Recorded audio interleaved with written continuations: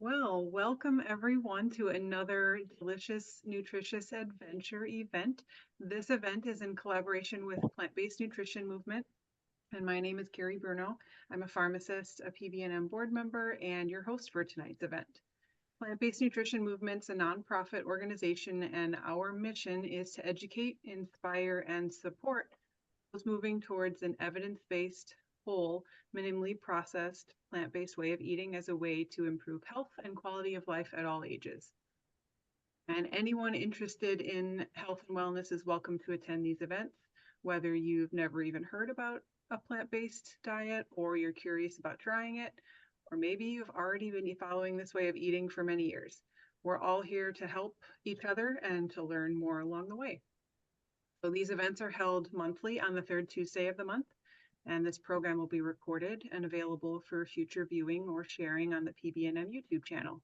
If you'd like more information about this group specifically, PBNM, and future events, or would like to become a member and receive our monthly newsletters, you can go to pbnm.org. And tonight we are going to have we have a special guest with us, and we are going to have a discussion that'll cover a pretty challenging dilemma. Do you feel like the lone vegan or plant-based eater in your household?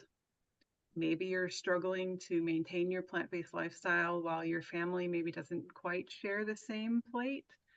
Tonight, we're going to dive into the heart of this challenge with an exclusive interview with our special guest, VLynn Hawkins.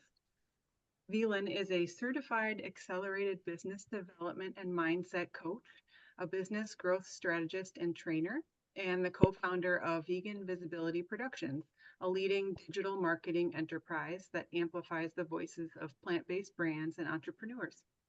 After leaving a thriving 30-year career in the corporate world and with nearly 15 years as an entrepreneur, she's grown to become an unstoppable advocate for the vegan lifestyle, health, and sustainability. And VLynn is on a mission to help others live with purpose and compassion, even when the journey isn't easy. As someone who's embraced the vegan lifestyle in a non-vegan family, she brings real-world wisdom on balancing personal values with family dynamics without compromising health or compassion. And tonight, VLynn's going to share her personal journey of thriving on a whole food plant-based diet while navigating the dynamics of a non-vegan family. And she'll offer practical tips, strategies, and insights on how to stay true to your vegan lifestyle, inspire positive change around you, and maintain harmony in your household, which is, I'm sure, something we all would love to do. And also we have Janet, another one of my fellow PBNM board members here with us tonight. And after the interview, we're all three going to discuss some of our favorite kitchen gadgets. So be sure to stick around for that as well. After the interview, we'll be sure to leave the remainder of the time for questions. And everyone except the speakers will be muted throughout the interview. And we ask that everyone remain muted to avoid interruptions and background noise. However, please feel free to use the chat box at any time for any questions you may have. If the time allows during certain portions of the interview, we may even sprinkle in some of the questions from the chat. So feel free to submit them as you have them. So without further ado, we'll get the event started. Welcome, VLynn. We're happy to have you and so fortunate to have you as our guest. Thank you, Carrie. It's great to be here. I'm honored and blessed. Thank you for the invitation. Yes, well, thank you for accepting. We are happy to have this conversation with you because I'm sure this is something that a lot of people maybe have struggled with or are currently struggling with, navigating this lifestyle when maybe you don't have a lot of people around you who feel the same way. Yeah, it can be a challenge for sure. Yes. So getting started, what inspired you? We'll go all the way back. What inspired you to adopt a vegan lifestyle and how did your journey begin? Well, it's interesting. You mentioned about my 30 plus year career in the corporate world. Well, I had a dual career. I was also a fitness instructor and bodybuilder, runner. I was what you would today call an extreme athlete. And to that extent, one thing that I always thought about was I love eating salads. And I felt like I could put anything on my salad and in my salad because it just made me feel good. And I didn't understand why. And of course, no one explained that to me. And as a fitness instructor, I was certified by the American College of Sports Medicine, by the Reebok Professional Alliance, and Georgia State University, and a lot of other places that when it came down to athleticism, you knew kinesthetics and how the systems in the body worked, but there was no correlation to what you were fueling your body with. And a lot of athletes believe that, the big plates of spaghetti and meat sauce and, maybe a small salad on the side, um, and the chicken on top of your salad and that kind of thing was the healthy way to go, not to mention all the supplements. And so coming out of that world as I grew older, I realized that the extreme side of sports was no longer something that I physically enjoyed as much anymore. But I started bike riding, I started cycling. And at age 50, starting to cycle, I thought I knew how to ride a bike, right? So a friend of mine invited me to join a cycling club in the area where we lived. And I said, okay, I'll try. So she had a couple of older bikes, right? And I was like, okay, this one will fit me. I'll try it. And it was in decent shape too. It was a nice 10-speed bike. And so after 3 weeks of riding, I was like, you know what? I really am liking this. So I think I'll continue. And I went to the cycle store, Performance Cycles, and I asked the guy, okay, I joined this cycling club. I'm ready to do some riding, but I realize I need my own bike. I need an up-to-date bike, but what do you have in the way of a nice, moderately priced, not top of the line, but not the cheapest 10 speed? This guy started laughing and like to fell out in the floor. And I thought, okay, I didn't think what I said was so funny. However, I was able to say, what's so funny about that? And he was like, they don't make those anymore. I was like, oh, okay. So what do they make? He said 28 speeds. I was the one that was almost on the floor. I'm like, I don't know what you do with a 10 speed, much less a 28 speed. And so that started a whole new journey for me because what I realized was that there were a lot more knowledgeable people from a fueling, what you fuel your body with amongst cyclers than, and I have to say I was a runner than the runners, than at least those that were talking to me and providing information and wisdom to me. And so that started me on a journey of curiosity.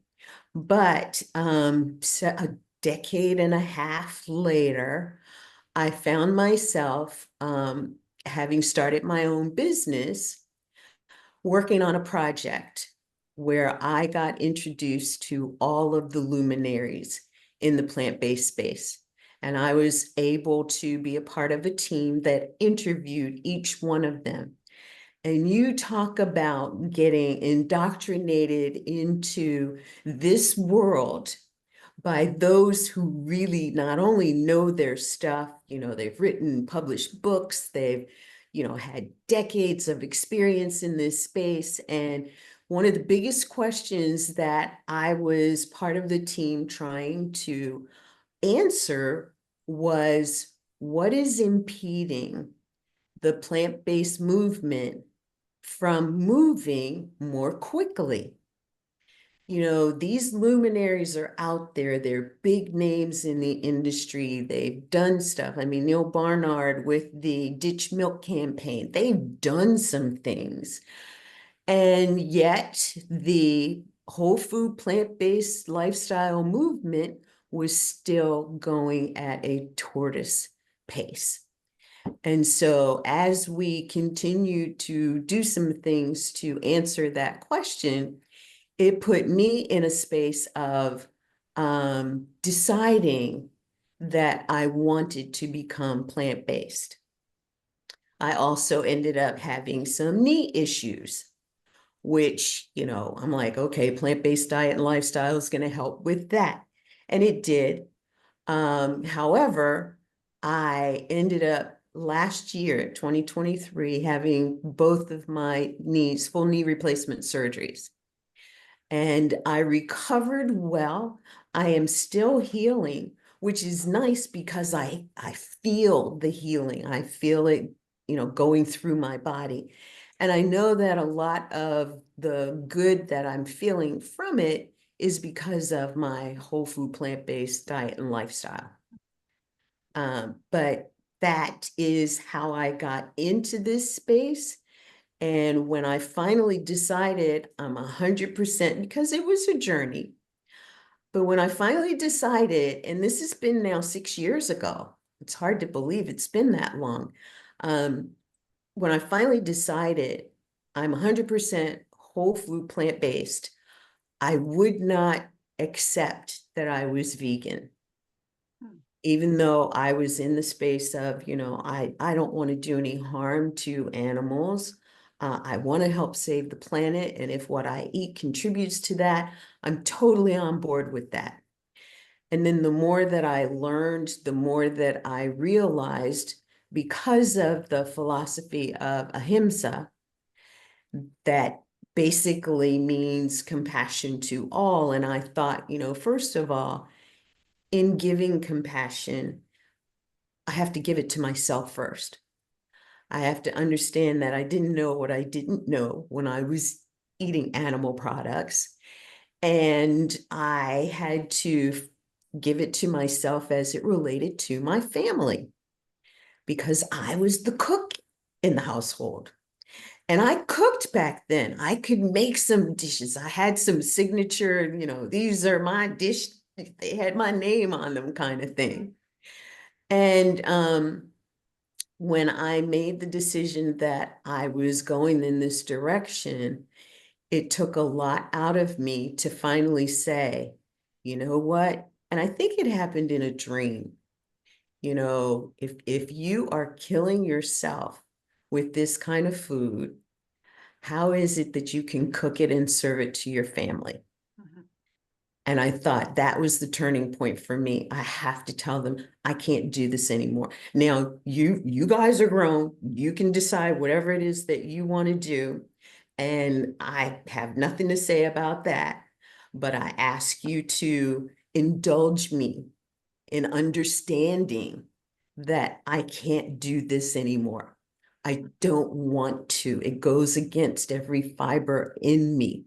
If anything would kill me, it would be knowing that I'm killing my family. Oh, no, I'm supporting my family. So I want to be the best example that I can be for that particular purpose. And so that started a journey of, going through getting teased and getting left out, and trying to insert myself into places that, I ended up kind of feeling, even within the group, alone.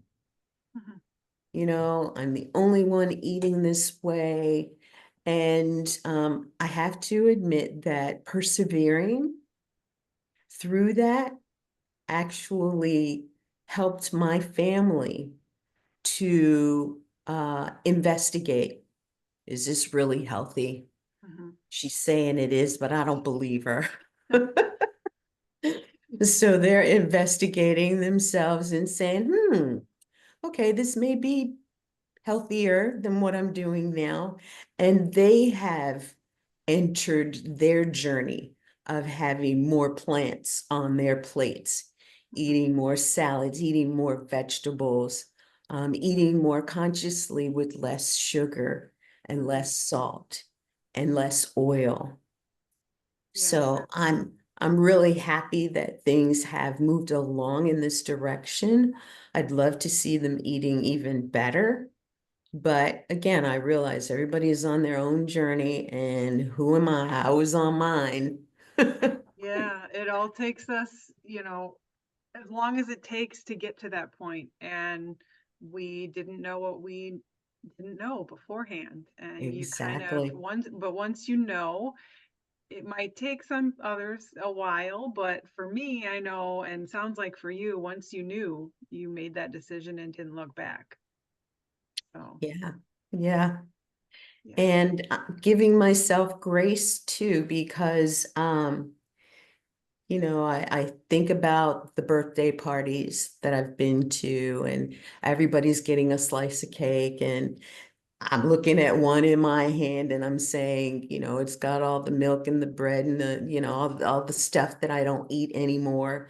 And I end up with a fork full, and then I put the plate down, and I might or might not eat the fork full, but I give myself grace behind that too, because I know that one forkful isn't going to do me harm, like eating a whole slice or two or a half a cake or, anything like that, which I would not do. Yeah. So, it's the principle of ahimsa has really been the connection for me for the 360-degree view of what veganism is. And it helped me to understand the staunch advocates for veganism, even the animal advocates who are vegan, wouldn't eat any meat or dairy, but yet they are not healthy vegans. Yeah. And understanding that, and even how to help and inspire them by my story, and how we help each other. Hmm. Because I didn't come through the door of animal advocacy. I mean, and I had a pet at the time who, I've even grown closer to since I've become totally vegan. Hmm. And I don't know if it's in the energy that I'm giving out that we're reciprocating a little more strongly now, or the fact that he realizes I'm not eating his cousins. Yeah, exactly.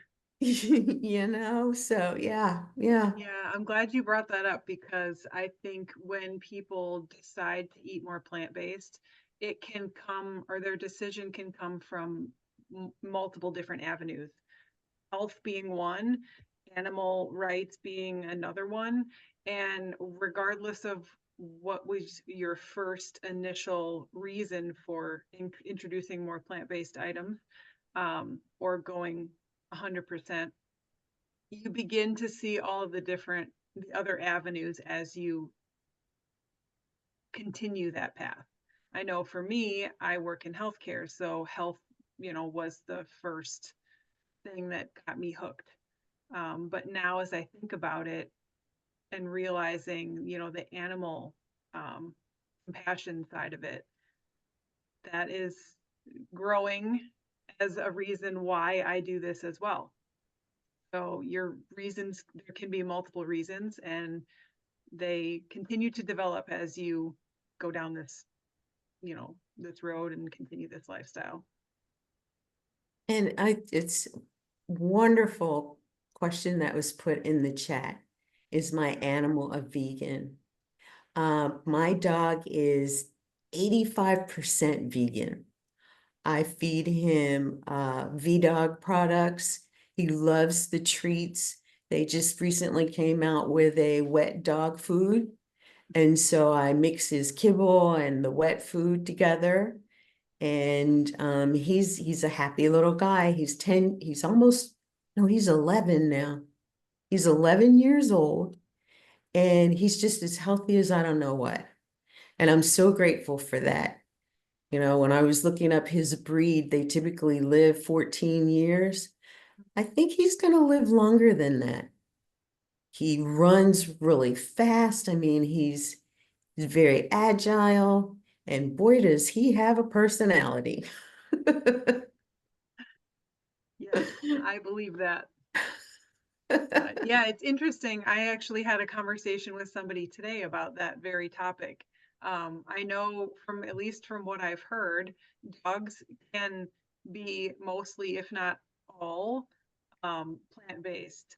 However, I don't know that that same rule applies for all the other animals. I know I have a cat, and from what I have read, granted, I haven't researched it too much. I don't think they can be completely 100%. I don't So, think so either. Yes, yeah, but I know several dogs who are 100% yes, plant-based and thriving. yes. And it's fun to see them eating all the different fruits and vegetables and trying them and seeing if they like them. So that's fun too. Yeah, it is. You know, some So going back to blueberries. one of the things that you mentioned before, Mhm. what advice would you give to someone who maybe wants to start eating this way, or is starting to eat this way, or has been doing it for a while but worries about family pushback or lack of support or feeling alone, um, any of those? I would say, my daughter used to have this saying, worry about yourself. And I would say that the best way to make an impression on somebody, even someone that you care about, that you know is not eating the healthiest and having issues, I would say be the best example that you can be. When you are that kind of example, I think at some point the light bulb goes off or on, Yeah. and they end up saying, let me just see. And then there's ample opportunity for you to say, just do it for a week and Mhm. see how you feel. Just do it for 2 weeks. Just do it for a month. One of my friends underwent a surgery, not plant-based. And I said, one of the ways that you can really speed up your recovery is to go plant-based for a couple of weeks. Do it for a month. If the doctor's telling you it's going to be 3 weeks before you go back for your checkup, Mhm. do it for those 3 weeks. Go for your checkup, see how you feel, and see what the doctor says, Yeah. because they're probably going to say, whatever you've been doing, keep doing it. Yep. That's what I heard. Yeah. Well, That's what that's, I've heard many people say yeah. when they've gone through that type of a journey. And, if it's people in your family who are, like mine was at first, teasing you, trying to make fun of you, trying to make you feel bad, trying to tempt you. Because Mhm. that's one of the biggest things. It's like, here, you can have some. It's just for tonight. You can go back to your diet tomorrow. And it's like, when I started realizing that what I was living was not a diet, that it is Mhm. a lifestyle, I tried to figure out a way to say no without hurting somebody's feeling.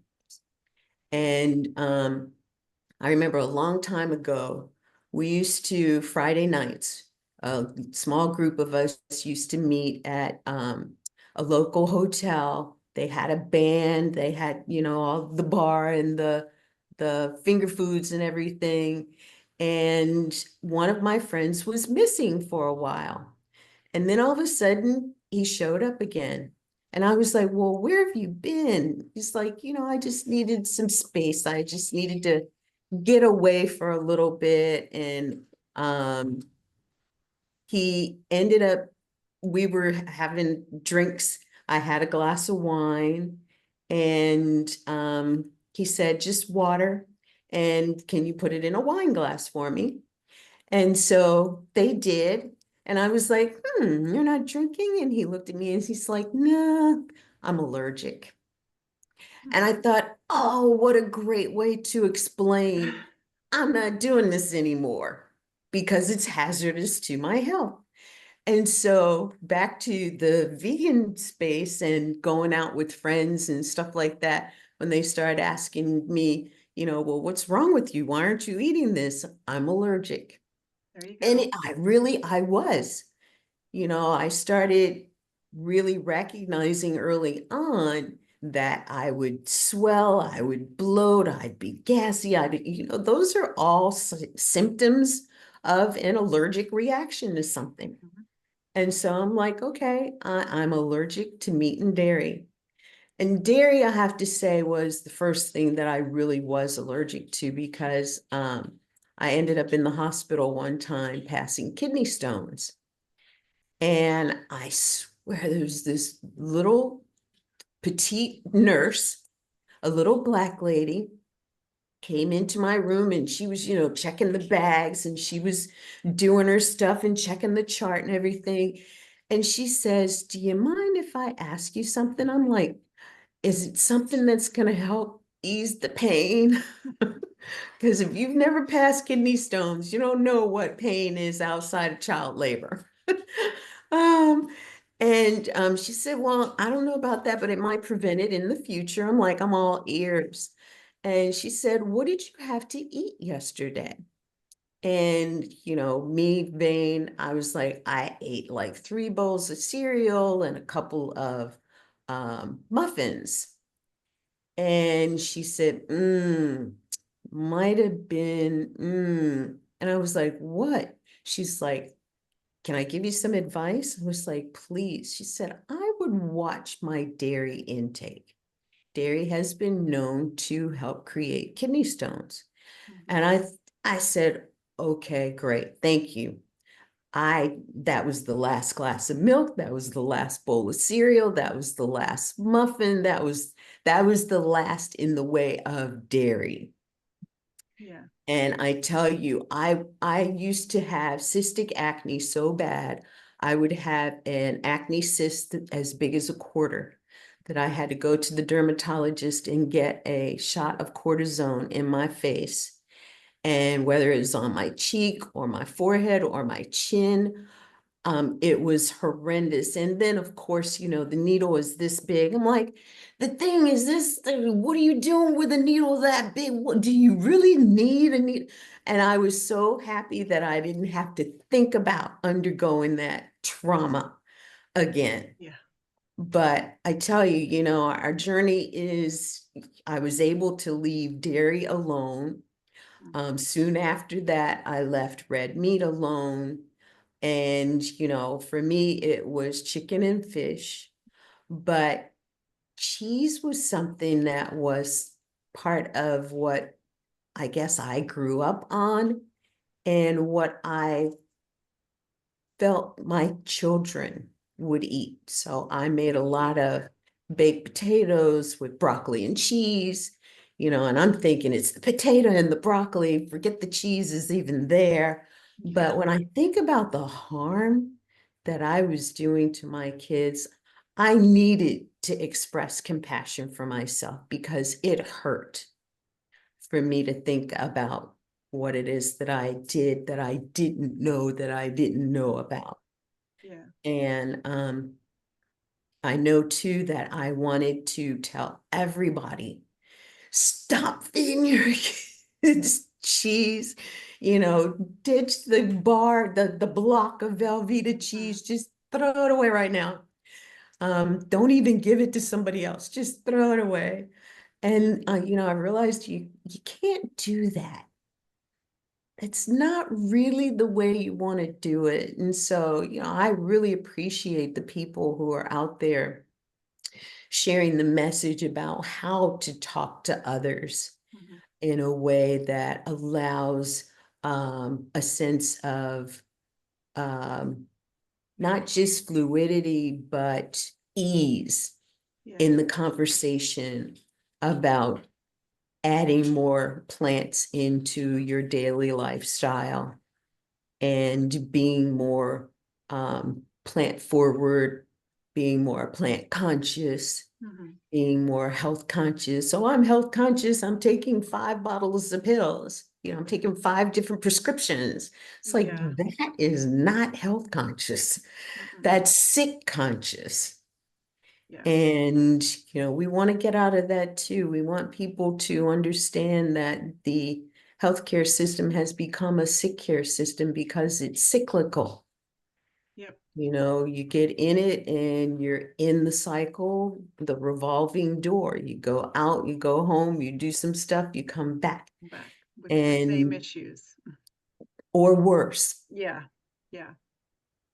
But Hmm. yeah, I think it's kind of funny, or not funny, but I think from hearing your story, that nurse's piece of advice probably came at just the right moment, because had you not been in that much pain and had you not experienced the kidney stone and someone tells you to give up dairy, do you think it would have I meant would the not have, same? I would not have known that, Yeah, cow's milk is for baby cows, not people. exactly. Yeah. But another thing that you mentioned too, which I feel like I've come to realize over the years too, is lead by example. Like you were saying, if you just tell people, throw out all the cheese, throw out all the animal products, it, it's probably not going to go over the way that you think that it will.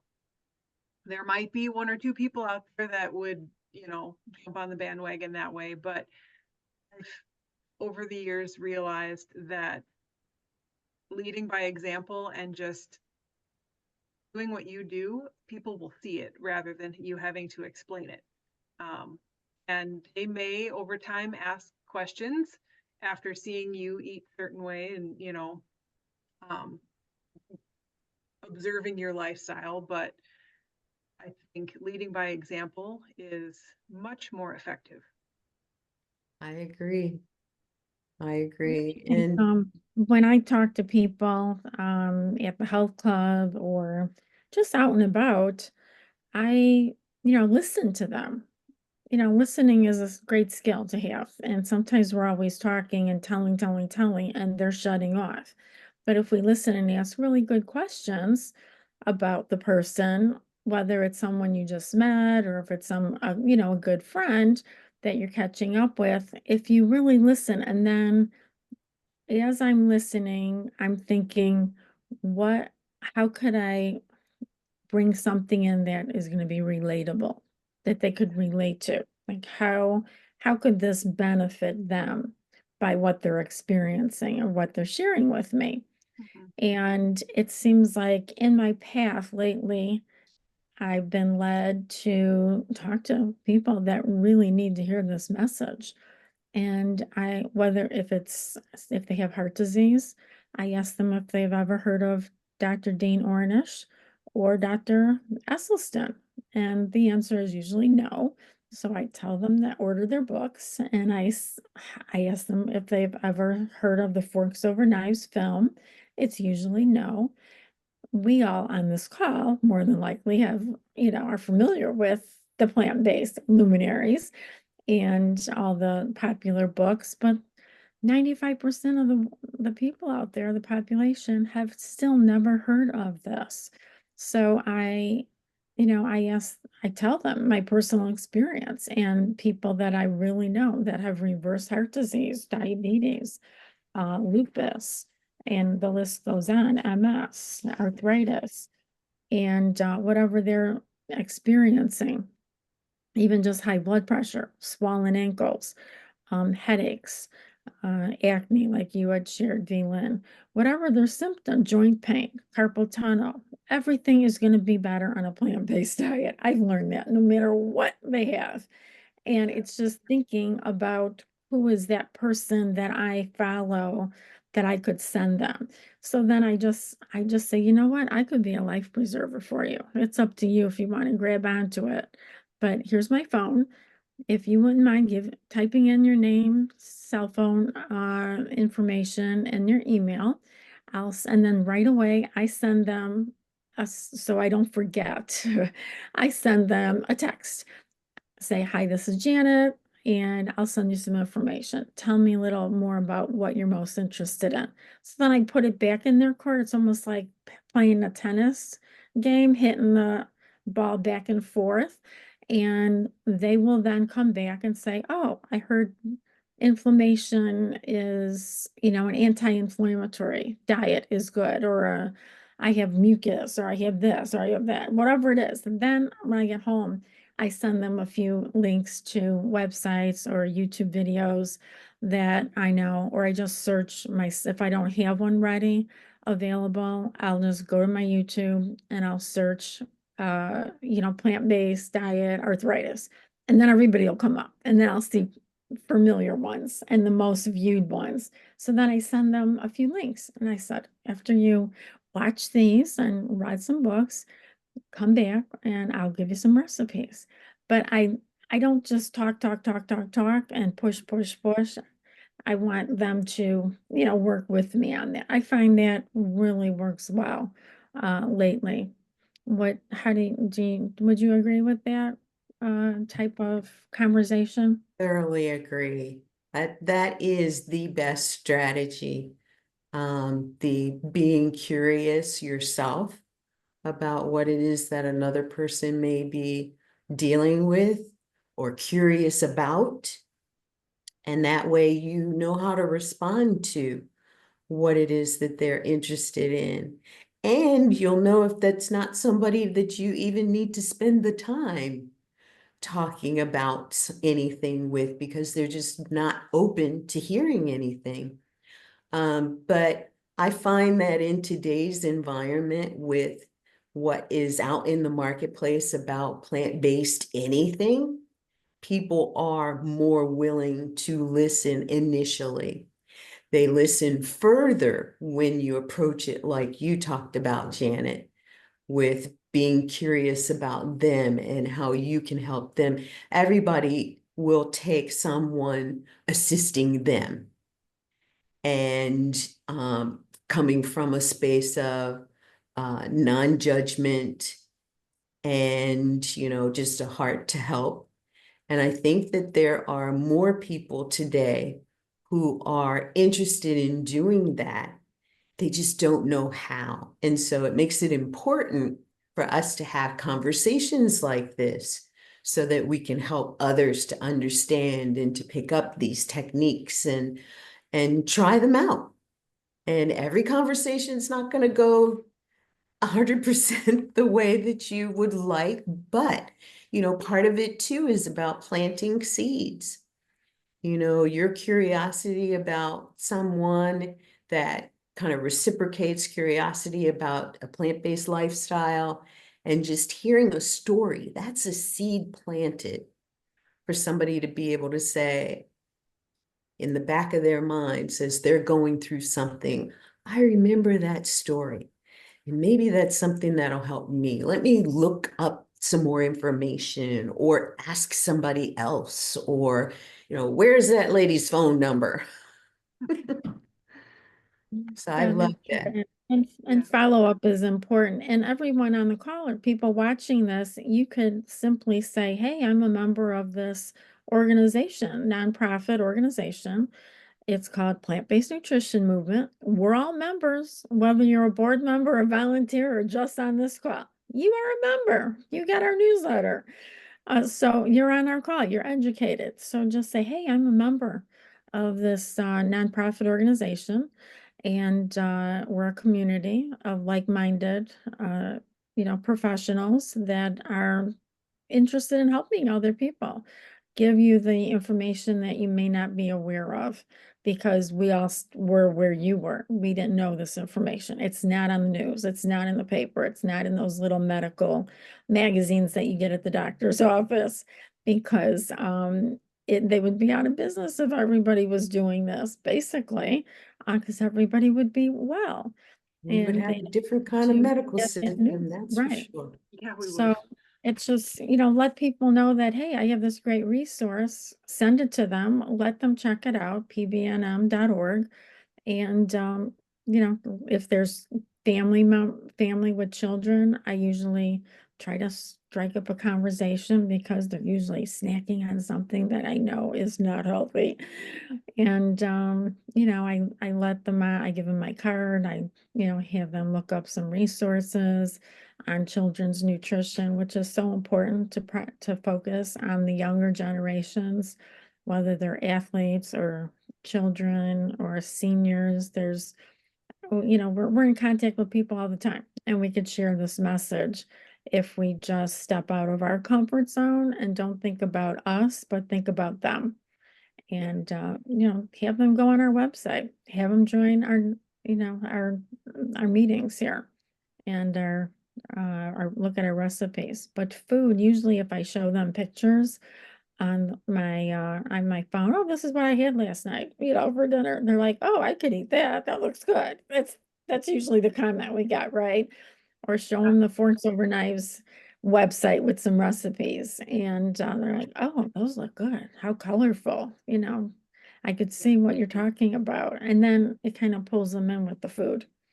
Exactly. Mhm. Exactly. So that's what I like to do. Should we transition into our Yeah, favorite so I was gonna gadgets? actually ask one more question, and that kind of leads into our second half.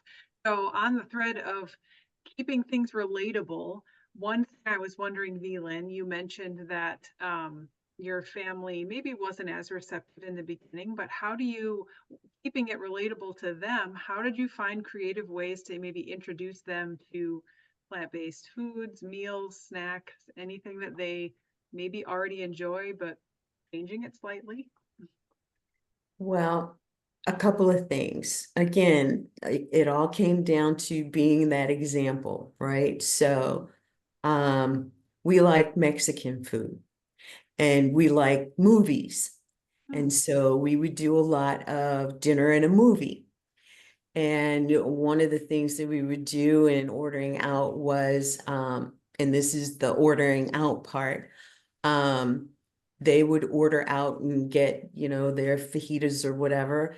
I would get the veggie fajita and I would, get, instead of like the sour cream and cheese and stuff, I'm like, hold that.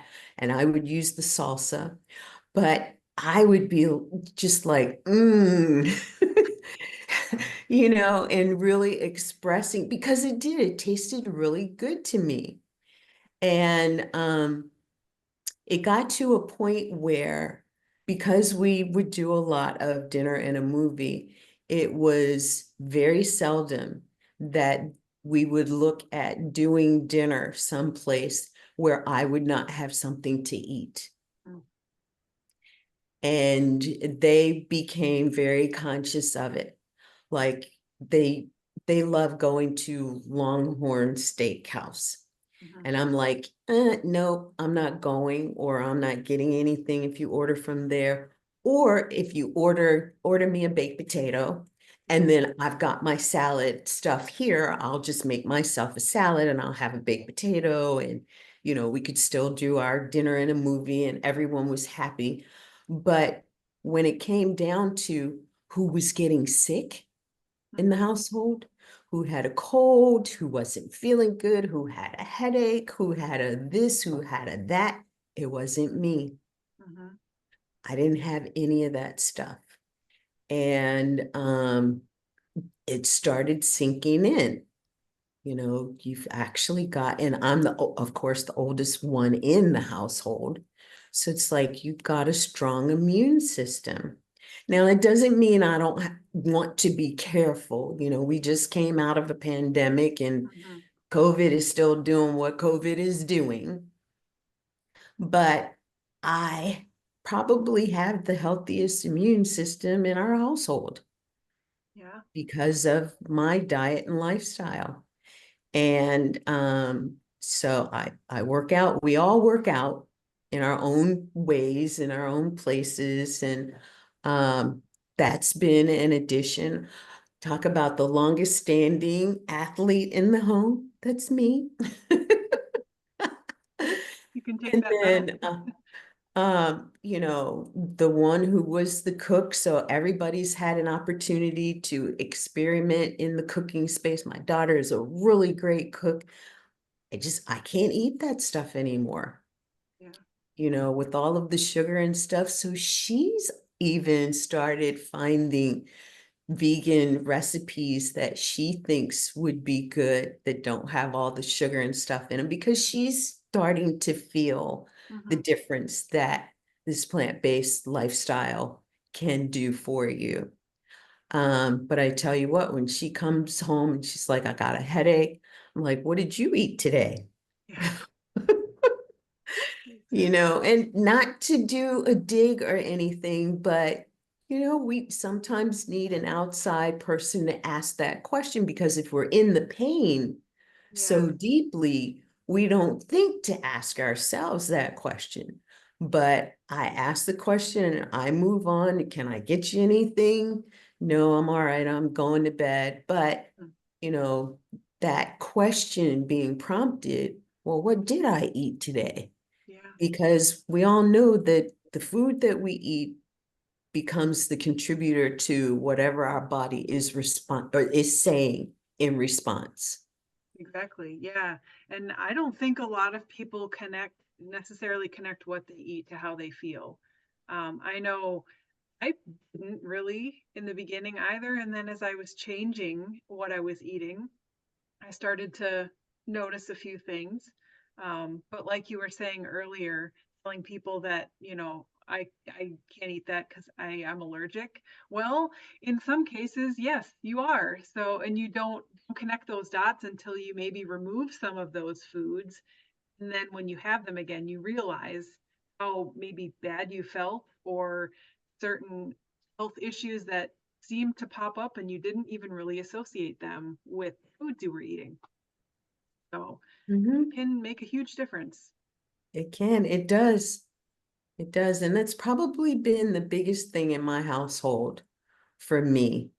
It's like I don't complain about feeling bad. Hmm. Um, you know, strength wise, I'm not as strong as I was 10, 15, 20 years ago, but you know, I'm not an invalid. And you know, at 70, I think I'm doing pretty good, and I'm looking at the next 30 years continuing with this lifestyle and you know, movement and eating the way that I do. I'm looking at the next 25, 30 years being good years. And Yeah. so the question for me is, what do I want to do? You know, who do I want to talk to? Where do I want to go? Who do I want to hang out with? And I find that, you know, PBNM is on a mission that I am totally in alignment with, you know, educating people on plant-based lifestyle. And more importantly, even the fact that it's so impactful on our children. Mhm. And you know, whatever we can do to educate parents and caregivers and school administrators and teachers and you know, even the school workers, school food service workers, about the food that is impacting our children, with more children being medicated these days than ever before in history, being diagnosed with some crazy stuff, more children experiencing cancer Mhm. than ever before. I mean, wouldn't you think that those are warning signs for us to wake up?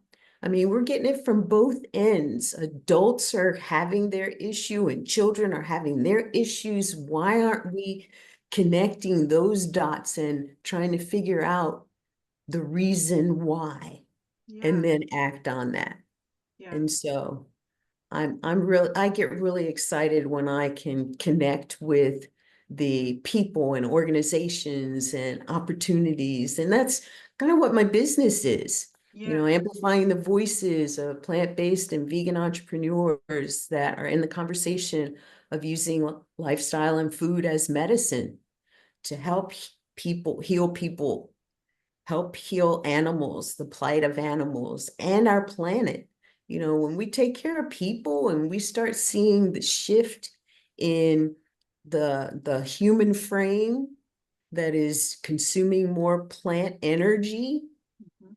then we start seeing the reduction of animal agriculture and the increase in plant-based agriculture again.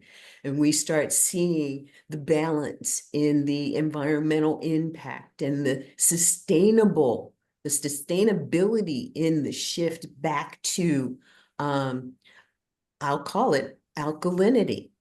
Mhm.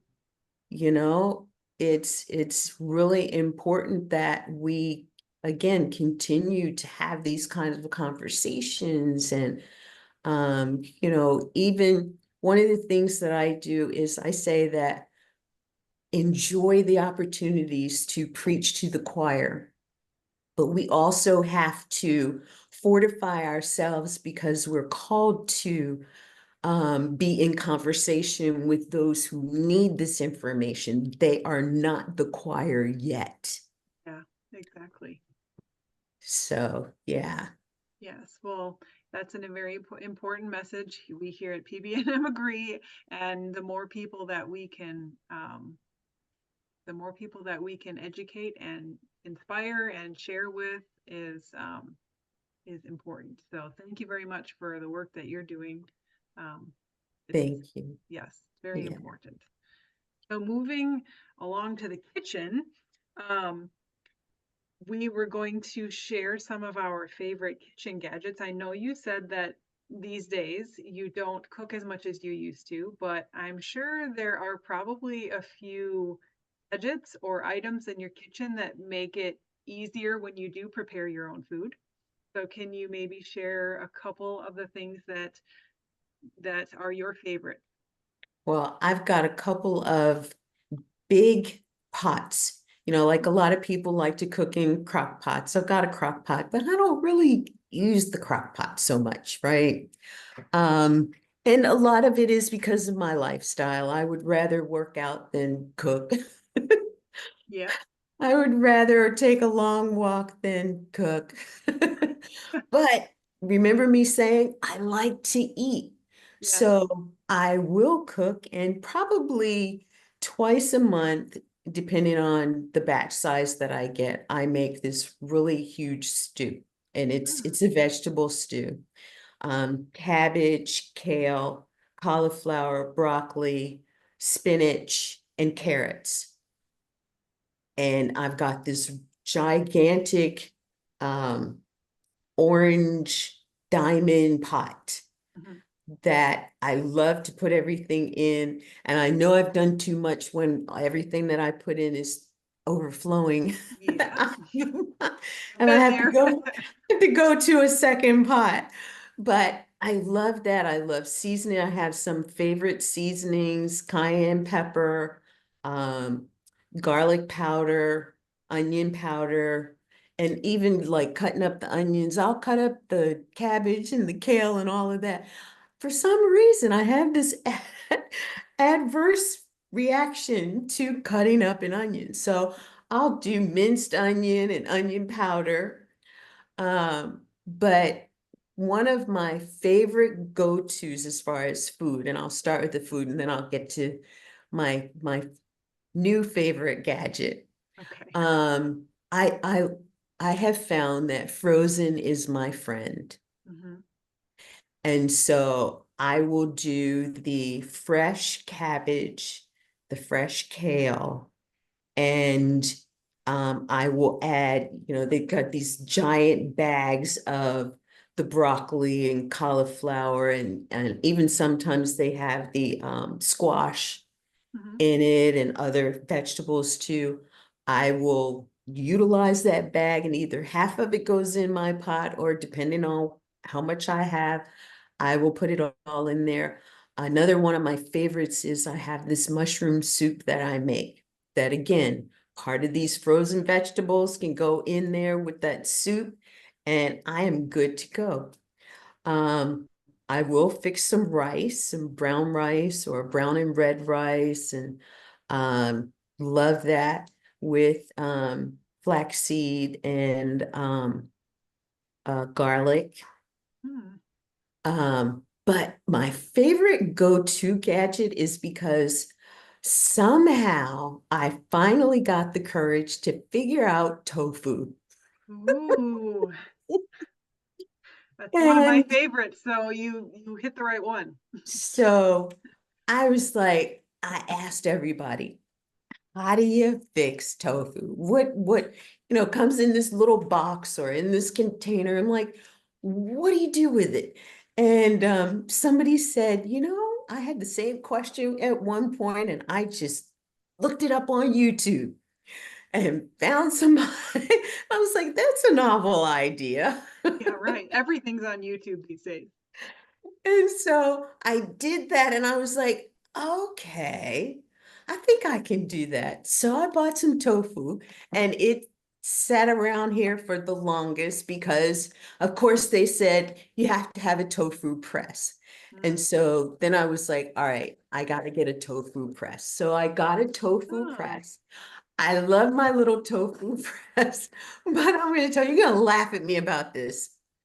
I so the first time I used it, you have to do the wind up so that it presses the tofu. yeah. Well, I didn't unwind it. I wondered, why can't I close this thing with the tofu in there? It's because I hadn't unwound it so that it had enough room Yeah. to press. But since I've learned that, and then the way that they make it, they've got the little openings so that you can pour the juice out and you don't have to Okay. make a big mess all over the place. But this is like my favorite because I love tofu now. And we have had this. So I used to cook everything either on the stove or in the oven. Mhm. And a few years back, my daughter got the what do you call air fryer Yes. convection oven, Yes. and it sat there. I wouldn't touch it. I was like, I don't know what to do with this thing. And so, everybody's using it except me. Bake some toast or whatever. Everybody's using it except for me. And then I was like, okay, now I got this tofu thing. Let Mm. me see what I can do with the air fryer. Yes. And so now I have very different flavors. I do a teriyaki. I do a nutritious cheesy. I do some that goes in my stew. I do some that goes in my mushroom soup with my mushrooms. I'm just a tofu girl right now. Nice. Well, I'm But happy that you brought up tofu and the air fryer because I know we were talking about gadgets and I'm like looking through my kitchen thinking, what gadgets do I like or do I use enough to promote them or to share? And even though it's not a gadget, the air fryer is like my go-to. I got the large one that sits on your countertop. It has like maybe 10 different settings, 10 to 15 different. You can air fry, you can bake, you can reheat, you can even toast, cook, you can even put like a 9 by 13 casserole pan in there and use it as like an oven, a smaller oven. Um, I I moved into a new house in May and I don't even think I've used the oven since I've moved in here. I use the air fryer for everything. So that is, and one of the items that I make most often in is tofu. So I think in that sense, we are very alike. Yes. way to go. My other favorite is my friend Linda Middlesworth Hmm. actually got me eating potatoes. I always like baked potatoes, but so every once in a while I'll cut up some potatoes and throw them in my stew. Sometimes I'll put some in my mushroom soup. But one of the things that I like with my potatoes is my little gadget here. There's more stuff that comes with it, but this is all I use it for, Hmm. right? So you can see it's got the grates here, Yeah. and I cut up my potatoes and then this is full of cubed potatoes. Hmm. There's one that doesn't have the squares that you can make like the French fry cuts. Yeah.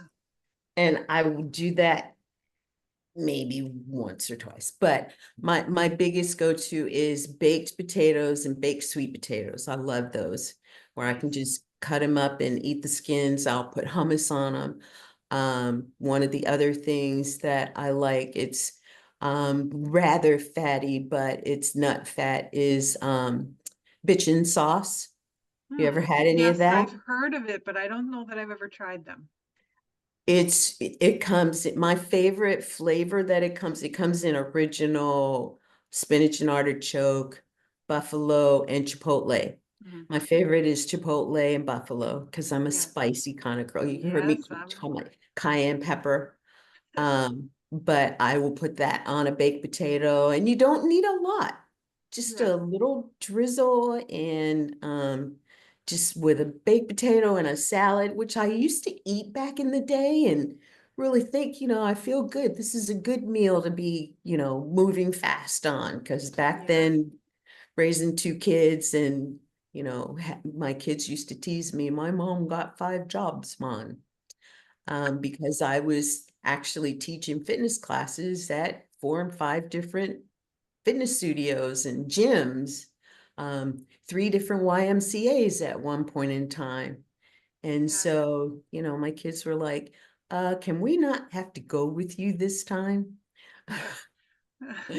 But, I think about some of those times and, it's like decades later in hindsight, what I just energetically found that I liked eating Mhm. was healthy fuel for my body, but it wasn't what I learned to eat. It wasn't what I grew up on eating. Mhm. I grew up on hot dogs, hot dogs in the hot dog bun and Mhm. hamburgers. And, rarely did we even put some lettuce and tomato on it. Um, Mayonnaise. I wonder how we survived those Yeah, days, and I'm grateful that I'm here now to share and help influence and um, just really help make a difference in the lives of people and children yeah, who, it's just astonishing to me the number of children who can really say, I've never had a blueberry or yeah. I've never had a blackberry. We went growing up, we had blackberry bushes, we had an apple tree. My mom even got adventurous at one point, or maybe it was 2 or 3 summer seasons to plant potatoes and corn and Yeah, carrots and stuff. And I remember going out there and digging up a carrot, going to the side of the house, turning the spigot on, rinsing it off, and that was my lunch that day. I mean, yeah. those were times that we're not seeing today. No, not at all. Like you mentioned, some kids may not even have tasted a blueberry, but I'm sure the numbers are even less of people or of children who have grown themselves or picked fruits and vegetables out of their own backyard or even really know where they come from. Um, if kids are lucky enough to go grocery shopping with their parents, they maybe see where some of the, foods and fruits and vegetables they eat come from, but a lot probably don't even understand that. So it's not only is it important for them to eat these kinds of foods, fruits and vegetables, but growing them themselves and knowing where their food comes from is very important as well. Because I think in the case of kids, if they have if they're invested in growing it and preparing it and purchasing it, they're more than likely to eat it and enjoy it. I So agree. I yeah. agree. So Should I have a few yeah, things that I wanted to yeah, if you'd share. like to share yours. Yeah, I want to start with something that I love and I use weekly, and I bought my mom one for her 90th birthday. We're both plant-based, Hmm. and it's a milk maker, Ah, and it's really simple. You plug it in, there's a few buttons. It makes about 2.5 cups with either cashews, almonds, hemp seeds, oat milk, whatever kind of nut or seed that you have. And it's very I find a lot of the plant-based milks have a lot of additives now. If mhm. you look at, it's really hard to find ones without oil and emulsifiers and seasonings, even if they're unsweetened. So I like making my own, and it makes 2.5 cups of water per 1/4 cup of nuts. So it's a very economical way to make your own nut milk. You plug it in, you press the button, 5 minutes, you have milk. So my mom uses hers and we both use them. And Now, talking can I about, ask a question about the milk maker? Mhm. So I know I've made nut milks before, and they usually have some sort of a pulp or, something left over. Does that have that, or does it This incorporate the does, whole nut? this one does not have a strainer built in, Okay. so I just I pour it through a fine strainer when I'm Okay. putting it in my mason jar, and then the pulp I'll use in my next batch of muffins or something that I'll make.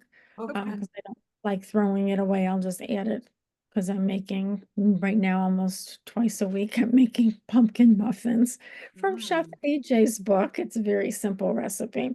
I nice. made a dozen today and they're already gone. I think there's maybe one left.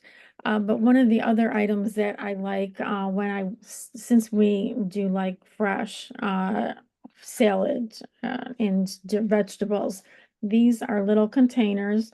There's different sizes, and I like the square ones because they stack and they hold your produce, fresh produce. And they do last longer in these green containers. It's called Debbie Meyer's. I got them on HSN in a big box, 80 pieces. And I like it because the lids on the small ones are all the same size, and the lids on the big ones are all, so you don't have, there's only two sizes of lids in the square and rectangle ones. So I do like that. And this is, an old-fashioned Hmm, can opener. I use this almost every day because I'm always storing things in mason jars. And when I put hot soup in mason jars, it's really hard to get those tops open. So I have a hard time, so I just use the bottle opener, and that's an old-fashioned type of thing.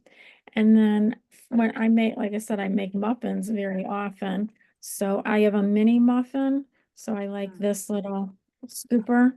And then I have a bigger one, which fits in the regular scoop. So it's really easy. In okay. 15 minutes, I could put the whole batter in my food processor. I scoop it out and they're in the Bravo and within 15 minutes. Mhm. So that's easy. And then I do, if I'm spreading something, I like an offset spatula. I finally invested in one and I really like it instead of a knife. It's really good for spreading anything on bread, crackers, vegetables, putting batters in a pan. And then let me know if anybody knows what this is. I think we talked about Yes. this at another time. Um, I have everybody 2 of them, and I use them a lot Everybody in probably has winter. this in their drawer if they've ever been to a Tupperware party. Yes. They're a citrus peeler, and I like it because I hate getting my nails under the orange, and I Mhm. like having oranges regularly. So it's an easy way to peel citrus, and I really love that. And then, this is something that when I watch Anne and Jane Okay. Esselstyn. I Yeah. don't Mhm. know what they call it, a tovolu or something, Uh, but it's Tovolo, basically yeah. a thin spatula that, and it's really good to get things out of jars and also out of the food processor and out of the Vitamix. It gets all the little, in the little nooks of that. And then these are the little containers that you get for salads. They're not big enough. So Mhm. this holds 6 cups of salad greens. So as you can see, it's pretty good size. And I usually keep about 12 of these. They're they're almost, I wash them, I reuse them, and I pack my salads each week with that. And then my last thing is something I just invested in at the farmer's market. It's a really nice wood type spoon, but it's great to go at the bottom of your pan, whether it's rice, since we use Mhm. nonstick pans, ceramic pans. It's a good way to get everything off the bottom, and it's almost like a spoon. It's a good way to stir your soups, and it's wooden instead of plastic because I don't like putting plastic spoons in hot soups anymore because it just, I feel it could get, contaminated with plastic. even the silicone things. I just don't, I feel wood is, better. So those are my things I wanted to share that I pretty much use weekly in my kitchen. Yes, well, I appreciate the citrus peeler. I have to say, I've brought citrus, just like an orange or a mandarin to work, and I've brought that with it. And people are looking at me funny, like, "What are you doing? Like, what is that?" Before I start to use it, they have no clue what it is. But yeah, I don't like getting my fingers all full of the orange skin and the citrus. So I use those regularly and I have two of them in my drawer. And they're $1 or $2 at a Tupperware. There's Yes. our farmer's market has a I don't Tupperware even for chef. remember where I got mine. I think I was gifted them or I stole them from my parents, one of the two, but they're very handy. I find the tools, there are tools of the trade, and we're going to be in the kitchen. Why not Yep. make our job easier? Yeah. And Pampered Chef, Tupperware, a lot of these, places you could find different brands, KitchenAid, and Breville's my favorite. So you get the best that you could afford if you can't Yep. afford, Pampered Chef or something. But they're very well made. You can get things lower prices at Walmart and Walmart, Myers, all day. Sometimes they have gadgets in the one aisle, the seasonal aisle, which I like to check out. And sometimes I find a bargain there. So Yeah, you just look everywhere you go. exactly. Well, I Does know I anyone want to shared, put in the chat what your favorite things are that yes, if we didn't mention, if you want to share, if you're the listening, questions or we'd favorite love to gadget. see. Yeah, Yeah. Questions perfect. or favorite gadgets that you find are make your life easier in the kitchen with a plant-based way of eating, because we are in the kitchen more, unless you found a restaurant or a caterer that's going to serve make prepared food. Instant Pot, yes, an Yes, Instant Pot. We yes. all have. Yeah. We use that regularly for soups and stews and chilies. Yeah, I know. I And mentioned earlier the air fryer, which is one of it's not necessarily a gadget, but I guess you could call it something clients. important in your kitchen, but appliance. And then also another thing that I find very useful that I use a lot is um, food processor. I mean, I have a lot of the kitchen gadgets. Food processor is versatile with pretty much anything you'd want to make. I mean, it can make sauces, it can make, um, desserts, or I mean, whatever you need to blend up. One of the things that I really enjoy about mine, and I don't promote any particular brand of food processor. I think there are many and they're all great. The one in particular that I have has attachment blades that you can in there to like shred carrots or zucchini, so you don't have to use one of the box graters. So that is very handy if you're making, like you had said, Janet, pumpkin muffins. Well, if you want to do zucchini or carrot, whatever when those are in season, you can literally switch out the blades on the food processor, put the carrots or the zucchini in, and in like literally 30 seconds, you can shred a whole bunch of carrots or zucchini and save yourself all the time and the effort of the box grater. So I Do enjoy either my of food you processor.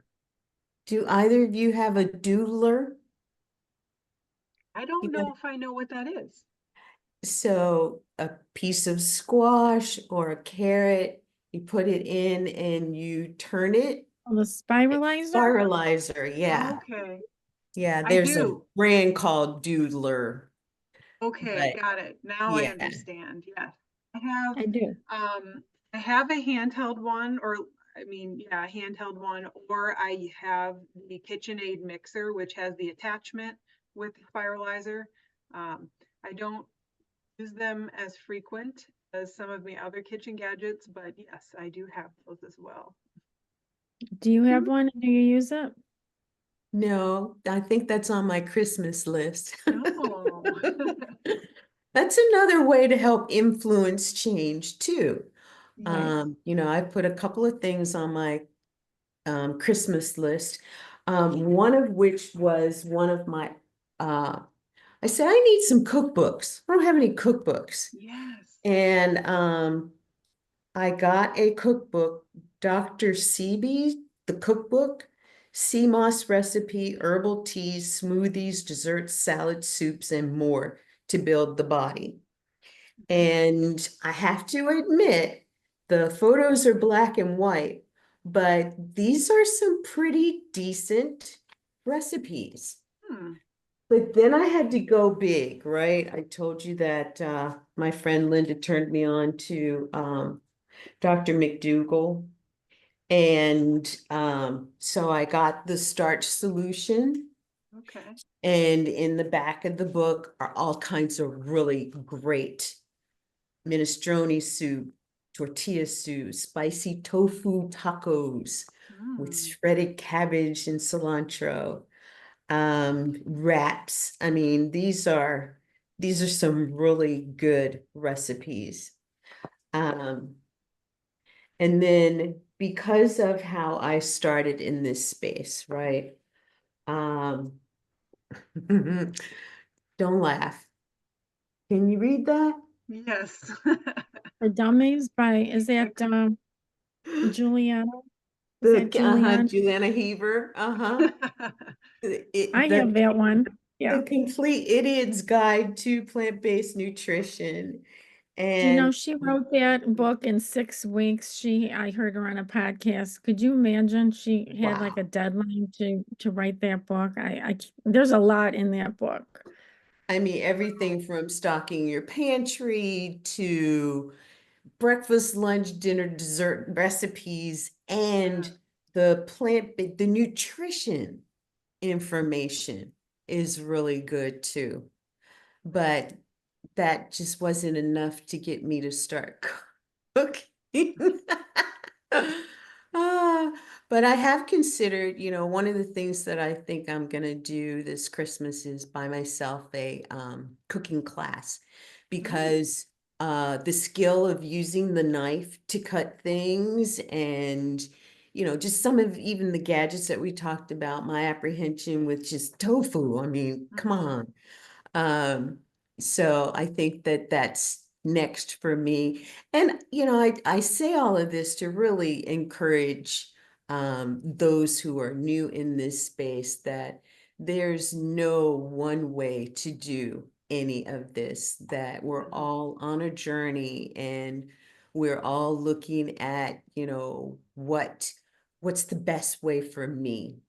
And Yeah. for me, it's not like I have, kids that I have to shuttle back and forth here and there. I'm going to my own workouts and I'm doing my own thing. And for me, it's really important for me to spend quality time helping those entrepreneurs to get their message out. And sometimes that means, late evening meetings or podcast interviews during the day, which means that other stuff has to happen in the evening. And it really, can impact a person's schedule. So we really have to find what's best for ourselves. And um, I'm one who, if I have the time, sometimes I love what I do so much that I will spend time in front of the computer. And I'm sort of a geek.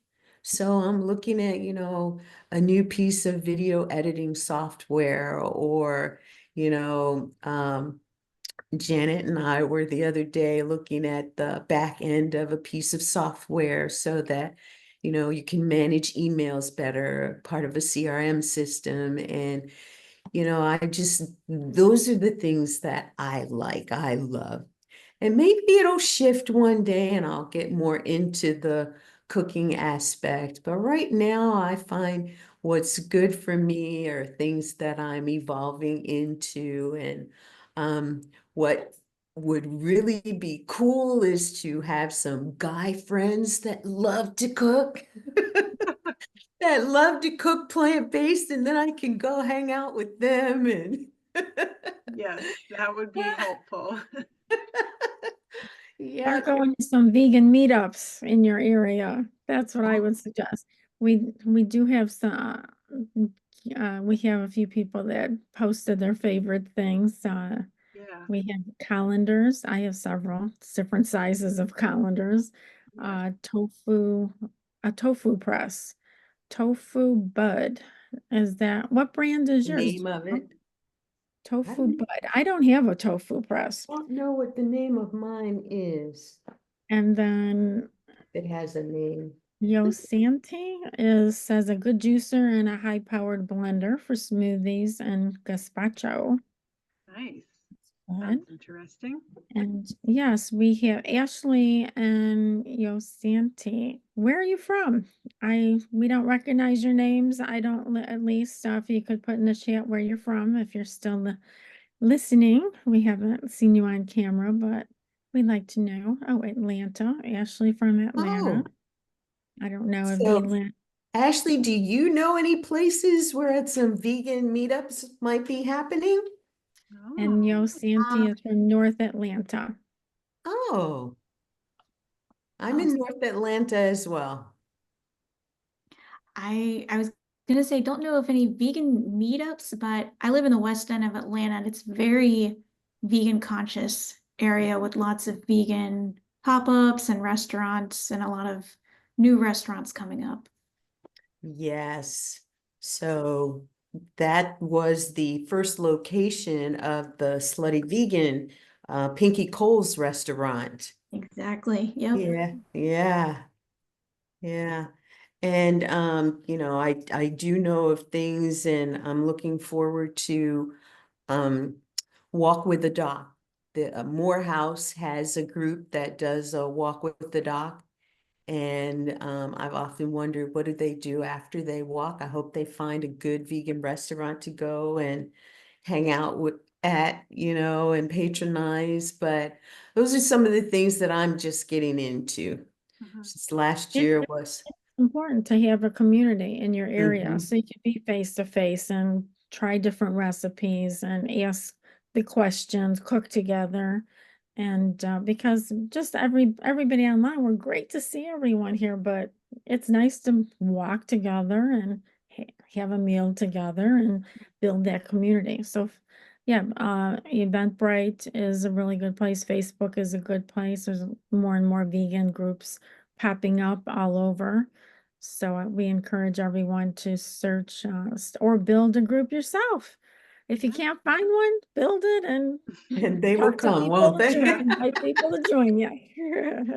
Exactly. So we are at our 8:30 mark. So if I've closed with, I don't have anything else to share. VLynn, do you have closing thoughts for the night? Just go vegan. Go vegan. Support people with compassion and tell your story. The one thing that I have realized that people really gravitate towards is always a good story. But when it's about your personal vegan journey, people will understand that it's a journey, that it's something that they can start at any point in time. And it's not about, judgment. It's about living a healthy life and contributing to a healthy planet where animal agriculture is lessened and animal sanctuaries are increased and our planet benefits from all of it. Mhm. Excellent. Exactly. Yes, perfect. Thanks for sharing. Thanks for Yes.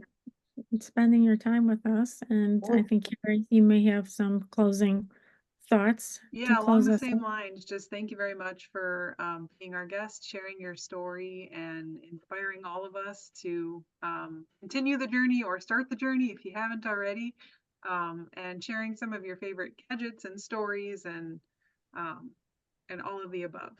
So, Well, and thank thank you, you for Janet, for having me. being here as well and sharing your kitchen gadgets as well. And thank you both for contributing to the conversation, for everyone contributing to the conversation. This has been fun. And thank you for everyone that's Good to joining meet us. everyone. Yes, exactly. Even the newcomers, we are always happy to have new faces. Thank you both for being here live, and then for the people who may watch this on YouTube, thank you for finding our page and giving it a look. So we will once again post this on YouTube after the event, and it will be there for you to check out all the kitchen gadgets if you want to rewatch it and buy some of the new ones that everyone's promoting. So thanks again for everyone coming and participating, and we will see you next time. If they're not a member already, getting our Yes. newsletter for any new first timers on this channel, please join pbnm.org. It stands for Plant-Based Nutrition Movement.org. We have a membership. It's free, and then you'll get our monthly newsletter and updates, online events and in-person events. Yes, perfect. Thank you for reminding everyone. All right. Well, good night, Thanks, everyone. everybody. Bye. Have a great rest of Bye. your week.